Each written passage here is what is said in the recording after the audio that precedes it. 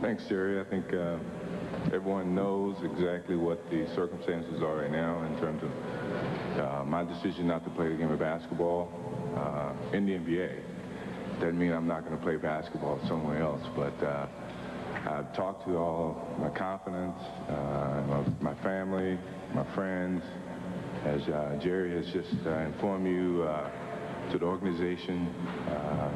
I even talked to David Stern as of yesterday and even today, and I'm very solid with my decision of not to play the game of basketball in the NBA. Reasoning being, I've heard a lot of different speculations about my reasons for not playing, but I've always stressed to people that have known me and the media that has followed me that when I lose the sense of motivation and the sense of to prove something as a basketball player, it's time for me to move away from the game of basketball. It's not because I don't love the game. I love the game of basketball, I always will. I just feel that at this particular time in my career, I've reached the pinnacle of my career. I've achieved a lot in that short amount of time, if you want to call it short. But I just feel that I don't have anything else for myself to prove. And I met with my teammates, some of my teammates this morning, and it was very, very emotional because they meant a lot to me, and we have shared a lot of time together over the last 9 years. Paxton being the guy that I've been with for the last 8 years, and other guys I've spent a lot of time for the last 5 years, and we've achieved a lot. We've gone through a lot of stages, and my success has been as much as their success. They've been a part of that. My family's been a part of that. My wife, my father, who, as everyone knows, has left us. And I guess the biggest gratification, I'm a very optimistic person. I guess the biggest positive thing that I can take out of my father not being here with me today is that he saw my last basketball game, and that means a lot. It was something that he and I have talked, and my family has talked for a long period of time. He advised me, quite frankly, to retire after my first championship, but we had many discussions, and my discussions was that I still had a lot to prove as a player, and I wanted to win more.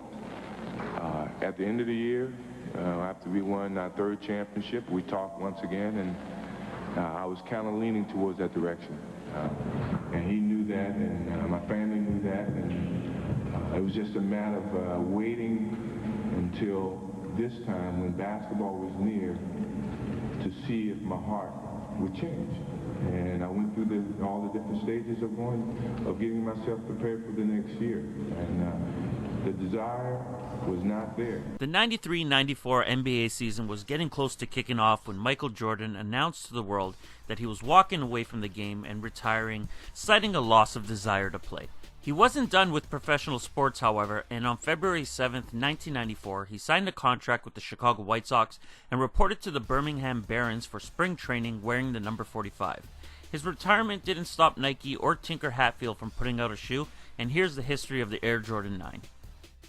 For the Air Jordan 9, Tinker got the inspiration for the shoe from basketball cleats, Japanese culture, and the globalization of the Air Jordan brand and how everyone wanted to be like Mike. When asked about the design, Tinker is quoted as saying, "Take a close look at the soles of the shoes. We designed the different languages around the world that describe the sporting spirit of Michael Jordan and what he has done for the world of sports. The left shoe contains writing in Swahili, Russian, and German, and the right shoe Italian, French, German, and Spanish." Nike released the model in 4 colorways in 1993, and these were the first pair to be released after MJ's retirement. Despite Jordan not playing in the league, the shoe was still seen in multiple PEs, and the first pair to drop were the Air Jordan 9 OG in a white, black, red colorway, which was followed shortly after by the powder blue 9s, the Air Jordan 9 Olives, and the last pair to release were in a charcoal colorway. Back in 1993, pairs were retailing for $125. It wouldn't be for another 9 years that the Air Jordan 9 would re-release, and in 2002, Jordan Brand gave us 6 pairs. The first 2 pairs to drop that year were the OG Black, White, Red, and the Olive 9s, which were followed by the first Retro Plus colorways. The first non-OG colorway to drop were the Air Jordan 9 Flint, which was then followed by 2 pairs of lows, with the first being the Air Jordan 9 Chrome and the second in a blue pearl colorway. The last pair to release in 2002 were the Cool Grey 9s. Price for the highs stayed at $125 and the lows released at $115. 2008 gave us only 1 pair of 9s and they were part of the CDP pack. The Air Jordan 9 OG Black, White, Red dropped on March 15th and the pack retailed for $310. Fast forward 2 more years, it's now 2010 and it's another big year for the 9 with 8 more pairs releasing. The year started with the anniversary 9s releasing in celebration of the Jordan brand 25-year anniversary, which was then followed by the first re-release of the OG Powder Blue. Nike would go on to drop the Bin 23 9, the Citrus 9s, and the Key 54 9s within 2 months of one another.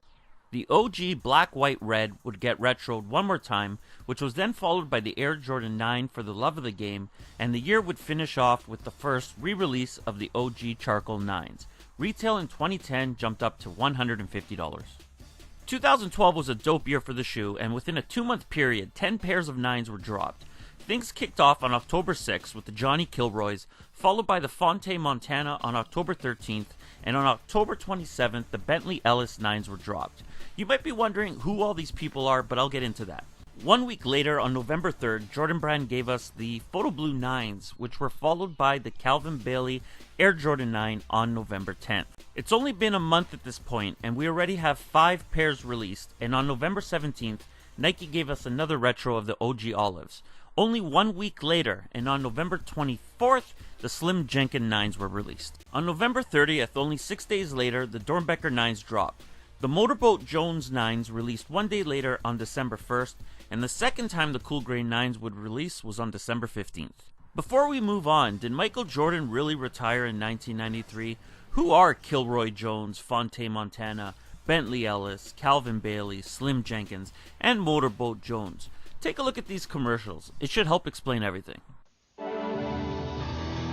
Good evening, America. I'm Steve Martin. A few months ago, the world was shocked by Michael Jordan's retirement. It's time for me to move away from the game of basketball. 3 weeks later, I received a mysterious package from a fan of the Billings Bandits. Dear Steve, this guy Motorboat Jones looks a lot like Michael Jordan. When I spoke of this on a national talk show, At first, I think it's just another kook, but then I realized it actually could be Michael Jordan. the floodgates opened. Incredible stories of exceptional basketball players, players who all uncannily resembled Michael Jordan. Then, this audio tape turned up. Yeah, I faked my retirement. So what? I don't think that was him. He didn't come back yet, but he's thinking about it. I don't think he faked his retirement. You know, with that guy, you never know what he's gonna do next. You can't blame the man. The man just wanna play the game. Did Michael Jordan fake his retirement? In the second half, I will show you the popcorn tape. The tape someone doesn't want you to see. Is Kilroy Jordan? I don't want to answer any questions about Kilroy. What are you afraid of, Coach Jackson? This? December 20th, a routine game, Bulls versus Hornets. The only recorded evidence of this game is a fan's home video, the popcorn tape. On this night, an unknown player, Johnny Kilroy, scores 79 points in only 1 quarter of play. Johnny Kilroy, or a cleverly disguised Michael Jordan? Alonzo, take us back to that strange night. Well, Steve, I was standing about right here. Then Kilroy cuts through the lane and dunks right over me. The only person who could have made that move was Michael Jordan. That was Jordan, all right. Kilroy is Jordan. Conclusion? Michael Jordan, the greatest basketball player of all time, is letting nothing stand in the way of what he loves to do. And that's just play basketball.